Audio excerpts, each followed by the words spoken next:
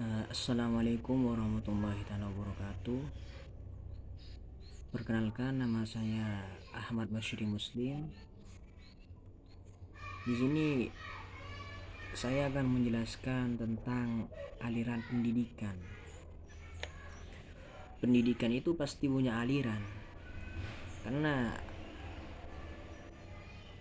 tidak menutup kemungkinan ada kondisi-kondisi tertentu yang dibutuhkan untuk menggunakan aliran pendidikan yang lain. Jadi aliran pendidikan tujuan adanya aliran pendidikan agar pendidikan itu lebih fleksibel. Jadi sebenarnya yang pendidikan itu tidak harus menuntut satu aliran, bisa berbagai macam aliran sesuai kondisi dan situasinya. Lanjut ke pengertian aliran pendidikan. Aliran pendidikan merupakan pandangan atau pemikiran yang dijadikan dasar dalam proses pendidikan dan pembelajaran.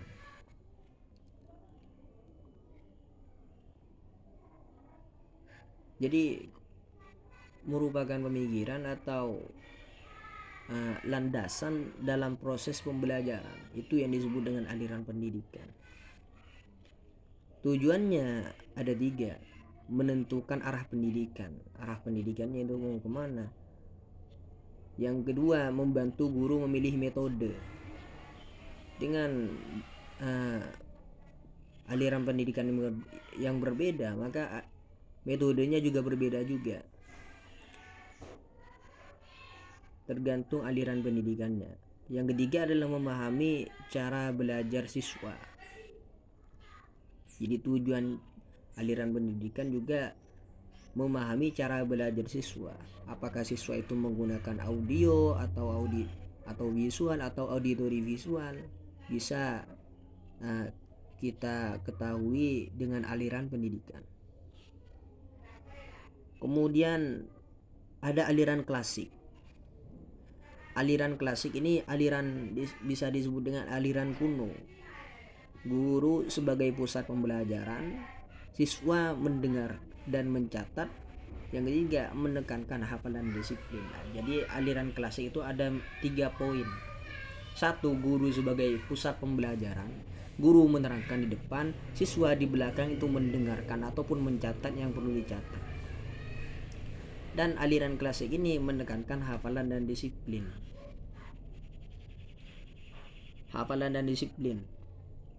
Siapa pencetusnya? Pencetusnya kalau gak salah itu Socrates. Contoh aliran klasik: guru menjelaskan materi, siswa mencatat dan menghafal. Atau seperti ujian tertulis sebagai evaluasi, itu termasuk aliran klasik.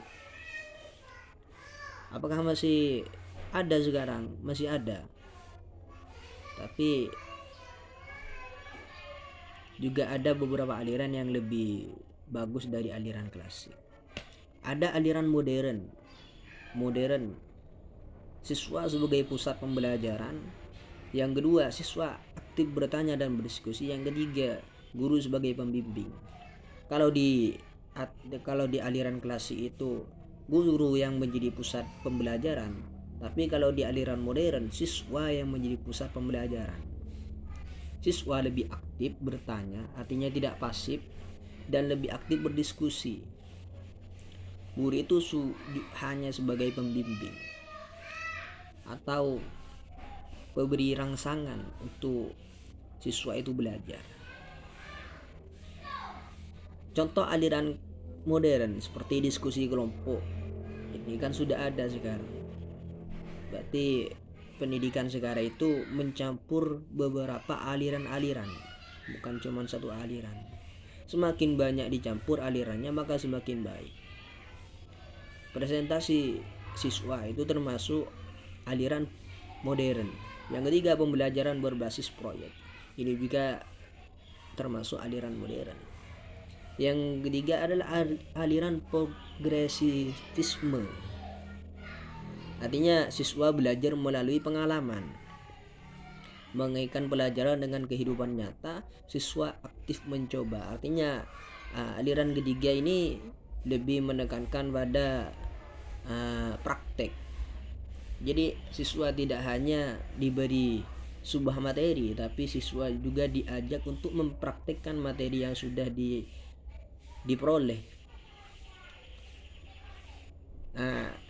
Jadi aliran progresivisme ini mungkin perkembangan dari aliran modern. Kenapa saya bilang begitu? Karena siswa di sini selain diharuskan aktif karena sebagai pusatnya, tapi juga diharapkan siswa itu bisa mempraktikkan apa yang sudah dia pelajari.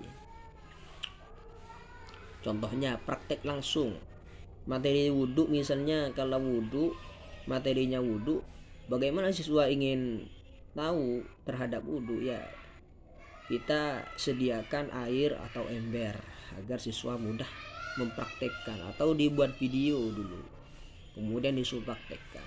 Observasi lapangan itu termasuk progresifisme. Eksperimen sederhana misalnya.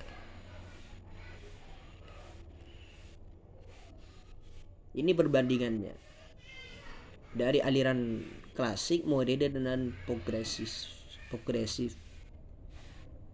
Aliran klasik itu gurunya yang aktif, artinya muridnya yang pasif.